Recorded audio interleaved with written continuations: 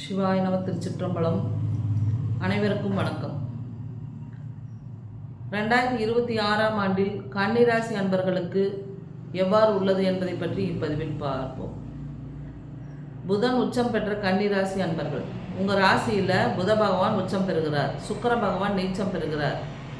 புதன் உச்சம் என்றாலே தொழில் திறமை அதிகம் உள்ளவர்கள், புத்திசாலித்தனம் அதிகம் உள்ளவர்கள், வியாபாரத்தில் நுணுக்க திறமை அதிகம் உள்ளவர்கள், எப்படியாவது எதையாவது பயன்படுத்தி, அதாவது நமக்கு புத்திசாலித்தனம், அந்த கல்வி நுணுக்கம் அப்படிங்கிறது இருக்கிறதுனால தொழில் திறமை மட்டுமல்ல அறிவுத்திறன் அதிகம் கொண்டவர்கள். புதன் வலுத்தாலே எல்லா வகையிலும் ஜெயித்தரலாம். அந்த வகையில் கன்னிராசியில் புதன் உச்சம், சுக்கிரன் நீச்சம். அதனால் உங்களுக்கு தொழில் திறமை நுணுக்கம் அப்படிங்கிறது அதிகமாக இருக்கக்கூடிய அன்பர்கள் தான் நம்ம கன்னிராசி அன்பர்கள். இந்த வருடத்தில் நமக்கு கன்னிராசி அன்பர்களுக்கு குரு பகவான் 11ஆம் இடமாகிய கடகத்தில் பயணம் செய்ய போகிறார். அதுபோலவே ராகு பகவானும் கேது பகவானும் ஆகிய நிழல் கிரகங்கள் தற்போது 6, 12 இடங்களில் பயணம் செய்து கொண்டிருக்கிறார்கள். பொதுவாக நிழல் கிரகங்கள் 6, 12இல் மறைவது மிகுந்த யோகமே உங்களுக்கு. ஆக ராகுவும் கேதுவும் 6ஆம் இடமாகிய கும்பத்திலும் 12ஆம் இடமாகிய சிம்மத்திலும் மறைந்து பயணம் செய்து கொண்டிருக்கிறார்கள். சனி பகவான் 7ஆம் இடம் எனும் பாதகஸ்தானத்தில் மீனத்தில் வருகிறார். ஆக சனி பகவானால் தொழிலில் நுணுக்கம் உண்டு. ஆக சனி பகவான் வரார், அங்கே நிறைய இடர்பாடுகளை கொடுப்பார், நிறைய சிக்கல்களை கொடுப்பார். ஆனாலும் அதில் எல்லாம் நீங்கள் வெற்றி கொள்வீங்க, கண்டிப்பாக ஜெயித்திருவீங்க. காரணம் என்னென்னா, உங்களுக்கு புதன் உச்சம், அங்கே சனி பகவான் 7ஆம் இடமாகிய பாதகஸ்தானத்தில் 6 குடையவனே, உத்தியோகத்திற்குடையவனே, பூர்வ புண்ணியஸ்தானம் எனும் 5, 6 குடையவனை சனி பகவான் 7ஆம் இடத்தில் பயணம் செய்வதால் கண்டிப்பாக தொழிலில் உத்தியோகத்தில் ஒரு பிரச்சனைகளை கண்டிப்பாக கொடுப்பார். சொந்த தொழில் செஞ்சுட்டு இருக்கிறவங்களுக்கெல்லாம் பார்த்துட்டோம்னா நிறையா முதலீடுகள் செய்ய வேண்டியதாக இருக்கும். அடுத்தது வியாபார யுக்தியை பயன்படுத்தி நீங்கள் அந்த வியாபாரத்தை மேற்கொள்ள வேண்டியதாக இருக்கும். அப்போ உங்கள் புத்திசாலித்தனத்தை அந்த வியாபாரத்தில் அதிகமாக செலுத்த வேண்டும், நுணுக்கமான நுண்ணறிவை செலுத்த வேண்டிய நபர்கள்.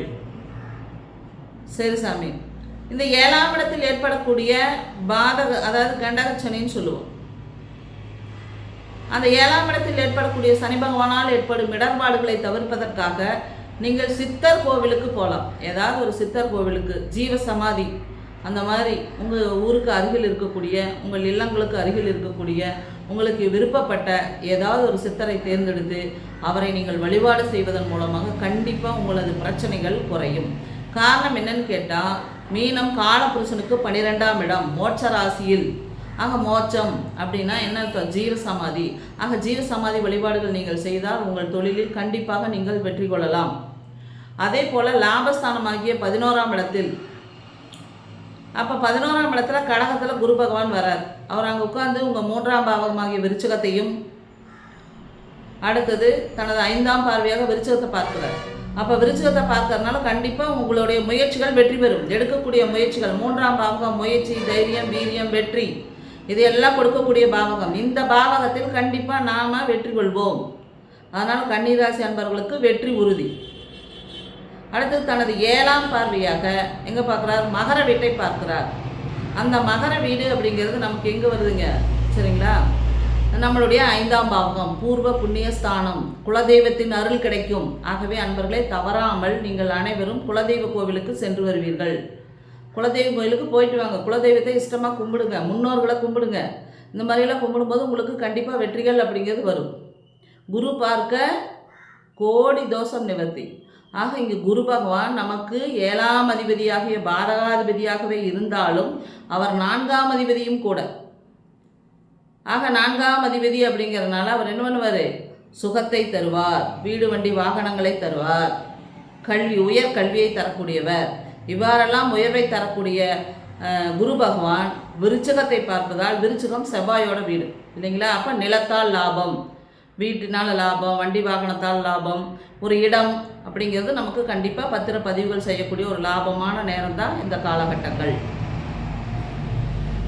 அதே போல் 7ஆம் பாவம் அடுத்தது நமக்கு 9ஆம் பார்வையாக எங்கே பார்க்குறாரு? மீன வீட்டையவே பார்க்குறாரு. அப்போ அந்த மீன வீடு அப்படிங்கிறது வந்து பார்த்துட்டா நமக்கு 7ஆம், தான் வீட்டை தானே பார்க்குறார் குரு பகவான். தன் வீட்டை தானே பார்ப்பது ஒரு யோகமே. அதனால தான் தொழிலில் மட்டும் கவனம் கண்டிப்பாக வேணும், பார்ட்னர் விஷயத்தில் கண்டிப்பாக வேணும். அதே மாதிரி திருமண விஷயங்களில் கொஞ்சம் ஆழ்ந்த தேடல் வேணும். சரிங்களா? நல்லா தேடணும். ஆக முயற்சி திருவினையாக்கும். கண்டிப்பாக உங்கள் முயற்சிகள் வெற்றி பெறும். அப்போ சனி பகவான் உங்களுக்கு கண்டிப்பாக வெற்றியைத்தான் தருவார். சனி சந்திரன், சனி தனது 7ஆம் பார்வையாக உங்கள் ராசியவே பார்ப்பார். ஆக தொழில் சார்ந்த விஷயங்களில் மிகுந்த கவனம் வேணும். எப்போவுமே நீங்கள் தான் புத்திசாலிகள். ஆக ரொம்ப ரொம்ப கவனமாக இருந்தீங்க அப்படின்னா கண்டிப்பாக வெற்றி உங்கள் பக்கம்தான். வெற்றிக்கனியை நீங்கள் எட்டலாம். அதீத கவனம். புதன் உச்சம் பெற்ற கன்னிராசி என்பர்கள். புதன் உச்சம் அப்படிங்கிறதுனால நவகிரகத்தில் இருக்கக்கூடிய புதன் இல்லைன்னா புதன் கோயிலுக்கு போயிட்டு வரலாம். நவகிரக புதனை வழிபாடு செய்வதன் மூலமாக உங்களுக்கு அனைத்து பிரச்சனைகளும் தவிடு பொடியாகும்.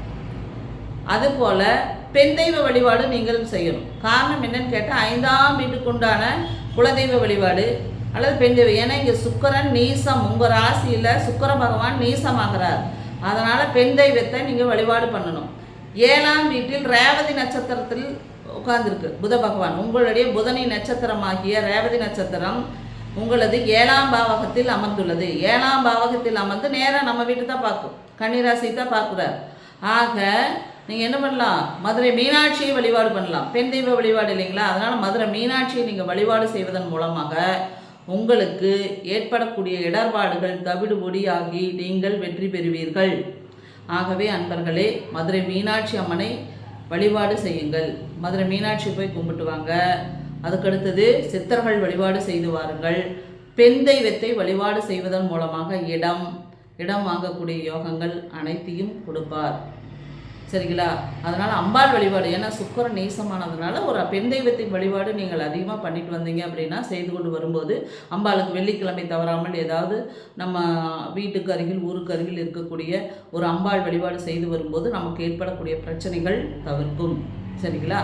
அப்புறம் அடுத்ததாக புதன் உச்சம் அப்படிங்கிறதுனால என்ன பண்ணணும், அடிக்கடி மதுரை மீனாட்சி அம்பிகையை வழிபாடு செய்து கொண்டு வருவதால் உங்களுக்கு லாபம், தொழிலால் லாபம் ஏற்படும். இது மாதிரி ராகு நிழல் கிரகங்களாகிய ராகுவும் கேதுவும் 6, 12 பாவங்களில் வருவதால் ஏற்படும் பிரச்சனைகள் வந்தாலும் எல்லாம் சமாளிச்சிருவீங்க. அதனால் கண்டிப்பாக 6, 12 அப்படிங்கிறது வந்து வெற்றி. சரிங்களா? கண்டிப்பாக உங்களுக்கு எதுக்கும் செயல்பாடுகளில் வெற்றி உறுதி. இடம் அமைத்து கொடுப்பார்கள். திருமண அன்பர்களுக்கு திருமணம் கைகூடும். சரிங்களா? உயர் கல்விகள் கிடைக்கும்.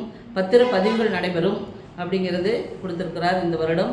ஆகவே எல்லா வகையிலும் வெற்றி பெற கன்னிராசி அன்பர்களுக்கு மேலும் மேலும் தாங்கள் எடுக்கக்கூடிய முயற்சிகளில் வெற்றி பெற சித்தர்கள் வழிபாடும் அம்பாள் வழிபாடும் குலதெய்வ வழிபாடும் வெற்றியை தரும். சிவாய நம. திருச்சிற்றம்பலம்.